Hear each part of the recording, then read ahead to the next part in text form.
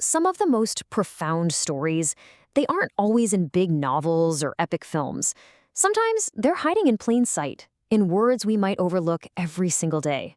Today, we're going to explore a classic prayer, the Angelus, and we're going to uncover something pretty remarkable, a complete three-act story tucked away right inside its lines. So that kind of begs the question, right? How can a prayer, something we usually think of as, worship or meditation, how can it also tell a complete story? Well, let's break the Angelus down line by line and see exactly how it works. Okay, so every story needs a beginning.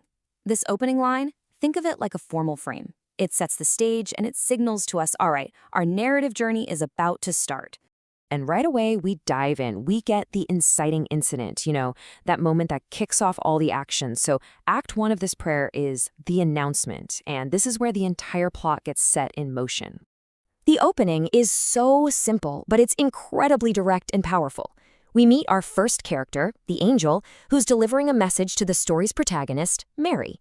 With just this one line, the plot is already moving. And this line, it gives us the immediate supernatural consequence of that declaration. In storytelling terms, this is a really dramatic statement of cause and effect. It completely raises the stakes and drives the narrative forward with incredible speed. After this huge plot point, the narrative kind of hits pause for a moment of reflection with the Hail Mary. And if you look closely at its structure, you'll see it has two distinct parts.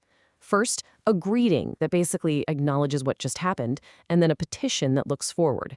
This structure becomes a recurring chorus, a little pause for thought after each act. So after that big announcement, what happens next? Well, every good story needs a response from its main character, right? And that brings us to Act 2, the moment of choice that the entire story really hinges on, the acceptance. And here it is. For the first time, our protagonist actually speaks. In response to the angel's message, she declares her own identity and her purpose. She is actively defining her role in this unfolding story. This single line is the story's absolute pivotal turning point. It's the active acceptance, the yes, that allows the whole plot to move forward. Without this line, the narrative would just stop cold.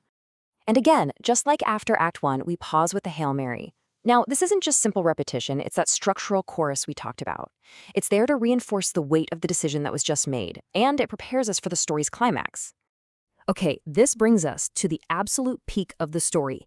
In Act 3, the announcement and the acceptance, they both culminate in one single transformative event. This is the climax, the incarnation. This is the core of the entire story. It is the most profound statement in the prayer. This abstract concept, the word, becomes something tangible. In narrative terms, this is the climax, the moment of greatest tension and transformation. So right after the climax, we get the immediate result, what you might call the falling action. This line grounds that cosmic event from the previous line in our human reality. The flesh now has a place and a presence among us. For a third and final time, we hear the chorus of the Hail Mary. Its appearance right here cements the three-act structure we've been tracing this whole time. You've got the announcement, the acceptance, and the incarnation, and each one is punctuated by this moment of reflection. With the three-act story now complete, the prayer's focus kind of shifts. It moves from storytelling to reflecting on the story's meaning. You can think of this next part as the epilogue, a final petition. This epilogue uses a really simple call and response. The call asks the protagonist to intercede, and the response explains the purpose, to be made worthy of the promises that are implied in the story we just heard. It leads us directly into the final plea. This concluding prayer basically summarizes the entire narrative we just unpacked. Notice how the key plot points are all right there. It starts with the incarnation, it reminds us it came through the message of an angel, and then it connects all of that to the story's ultimate purpose, the resurrection. It's a perfect recap of the entire arc. And we end just as we began, with that formal bookend. This signals that the story is now complete, and it brings our analysis to a close. So we end where we started, but now with a whole new perspective. The Angelus isn't just a prayer to be recited. It's a compact, complete, three-act story. It has a protagonist, an inciting incident, a turning point, and a climax, the whole shebang.